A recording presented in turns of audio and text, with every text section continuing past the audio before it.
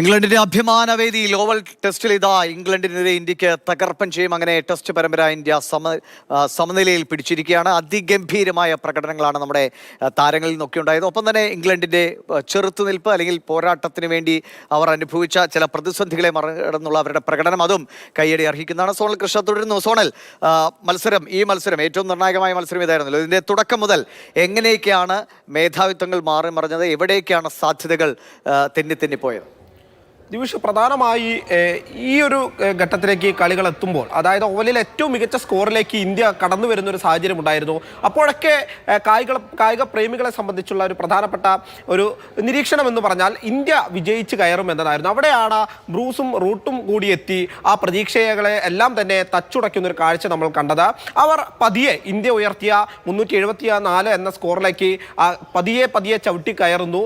ആ ഘട്ടത്തിലാണ് മഴ മൂലം 4-ാം ദിവസം കളി നിർത്തിവെക്കുന്നത്. പിന്നീട് ഇന്ന് കളി ആരംഭിക്കുന്ന സമയത്ത് 35 റൺസ് മാത്രമായിരുന്നു ഇംഗ്ലണ്ടിന് മുൻപിലുണ്ടായിരുന്ന ലക്ഷ്യം.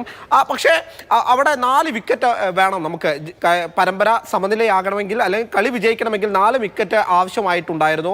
പക്ഷേ മുൻപിൽ 35 റൺസ് മാത്രമായിരുന്നു ഇംഗ്ലണ്ടിനെ സംബന്ധിച്ച് ടാർഗറ്റായിട്ട് മുന്നിലുണ്ടായിരുന്നത്. ഒരു പക്ഷേ വിജയത്തിലേക്ക് എത്താം എന്നുള്ള പ്രതീക്ഷ ഇന്ത്യക്കുണ്ടായിരുന്നു. ആ ഘട്ടത്തിലാണ് സിറാജിന്റെ ആദ്യ വിക്കറ്റ് കളിയിൽ വീഴുന്നത്, അല്ലെങ്കിൽ ആദ്യ വിക്കറ്റ് വീഴ്ത്തിക്കൊണ്ട് അതൊരു കീപ്പർ ക്യാച്ച് ആയിരുന്നു. അതിൽ വിക്കറ്റ് വീണതോടെ ടീം ഒന്നുകൂടി ഒരു സ്പിരിച്വൽ ആകുന്നു. പിന്നീട് നിരന്തരം അറ്റാക്കിംഗ് രൂപത്തിലായിരുന്നു കളി മുന്നോട്ട് പോയിരുന്നത്. 2ാമത്തെ വിക്കറ്റ് വീഴുന്നു, 3ാമത്തെ വിക്കറ്റ് വീഴുന്നു. അതിൽ പിന്നെയാണ് സിറാജിന്റെ അവസാന വിക്കറ്റ് കൂടി വീഴ്ത്തിയതോടുകൂടി നമ്മൾ വിജയത്തിലേക്ക് കടക്കുന്ന ഒരു പ്രധാനപ്പെട്ട കാഴ്ച നമുക്ക് കാണാൻ വേണ്ടി കഴിയേണ്ടത്. അതിൽ ക്രിസ് വോക്സിനെ കുറിച്ച് നമുക്ക് പറയാതിരിക്കാൻ വയ്യ. ഇംഗ്ലണ്ട് ക്യാപ്റ്റൻ അദ്ദേഹം ആ അവസാന വിക്കറ്റ് നഷ്ടമാകുന്നതിന് തൊട്ട് മുൻപ് ക്രീസിലേക്ക് അല്ലെങ്കിൽ കളിക്കളത്തിലേക്ക് ഇറങ്ങുമ്പോൾ കാണികളെല്ലാം തന്നെ കൈകൊട്ടി അദ്ദേഹത്തെ സ്വീകരിക്കുന്ന ഒരു കാഴ്ച കാണേണ്ട ഒരു ഘട്ടം കൂടി നമുക്കുണ്ടായിരുന്നു. കാരണം ഇടത് കൈയിന് പരിക്കേറ്റ അദ്ദേഹം ഗ്രീസിലേക്ക് എത്തുന്ന സമയത്തും ഒരു തരത്തിൽ ഒരു പ്രതീക്ഷ ഉന്നയിക്കുന്ന രീതിയിലായിരുന്നു ഇംഗ്ലണ്ടിന്റെ പ്രകടനം ഉണ്ടായിരുന്നത്. പിന്നീട് അത് 8 റൺസിലേക്ക് എത്തുന്നു. 6 റൺസിലേക്ക് ഒതുങ്ങി നിൽക്കുമ്പോഴാണ് അവസാനമായി സിറാജ് ആ വിക്കറ്റ് കൊയ്യുന്നത്. ഒരു പക്ഷേ കളി മറ്റൊരു ദിശയിലേക്ക് മറിഞ്ഞിരുന്നു എങ്കിൽ അതിൽ വോക്സ് തന്നെ ഏറ്റവും പ്രധാനപ്പെട്ട ഒരു താരമായി മാറുമായിരുന്നു എന്ന് നമുക്ക് പറയാതിരിക്കാൻ വയ്യ. എന്തായാലും ഇന്ത്യയുടെ യുവനിര കരുത്തുറ്റ നിരയാണ് എന്ന് തെളിയിക്കുന്ന ഒരു പ്രകടനം കൂടിയായിരുന്നു. അതിൽ ക്യാപ്റ്റൻസി എടുത്തു പറയേണ്ടതാണ്. ഗില്ലിനെ സംബന്ധിച്ച് അദ്ദേഹം ആദ്യഘട്ടം തന്നെ ടീമിനെ പടുത്തുയർത്തുന്നത് നമ്മൾ കണ്ടതാണ്. മികച്ച ക്യാപ്റ്റൻസി എന്ന് നമുക്ക് പറയാതിരിക്കാൻ വയ്യ. അതോടൊപ്പം തന്നെ ബുംറ ഉൾപ്പെടെയുള്ള ആളുകളില്ല, നമ്മുടെ മെയിൻ പേസറായിട്ടുള്ള ബുംറ ഇല്ല. എങ്കിൽ പോലും ആ ഒരു ഒഴിവിനെ നികത്തുന്ന രീതിയിലായിരുന്നു പ്രസീദ് കൃഷ്ണയുടെയും സിറാജിൻ്റെയും ഒക്കെ തന്നെ പ്രകടനം.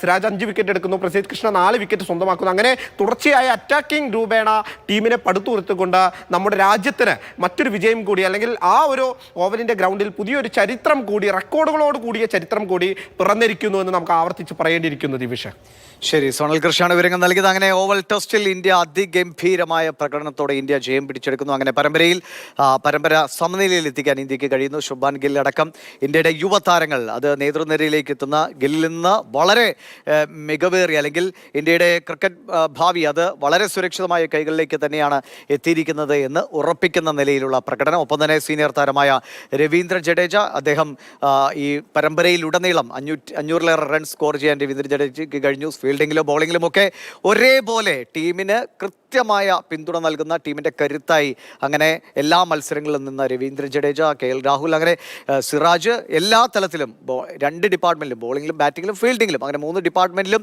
എല്ലാവരും ചില പിഴവുകൾ വന്നെങ്കിലും അതിനെയൊക്കെ മറികടക്കുന്ന സ്പിരിറ്റോടുകൂടി മുന്നോട്ട് പോയാണ് ഇംഗ്ലണ്ടിനെ അവരുടെ നാട്ടിലെ ഏറ്റവും പ്രധാനപ്പെട്ട സ്ഥലത്ത് ഓവലിൽ ഇന്ത്യ തോൽപ്പിച്ചത്. അങ്ങനെ അഭിമാനകരമായ ഒരു ജയം നമ്മുടെ യുവ ടീം സ്വന്തമാക്കുകയാണ്. തീർച്ചയായും ഇനിയും ഒരുപാട് ജയങ്ങളിലേക്കുള്ള ഒരു യാത്രയിൽ തന്നെയാണ് ഇന്ത്യൻ ടീം. അതിൻ്റെ ആഹ്ലാദത്തിലാണ് കായിക പ്രേമികൾ.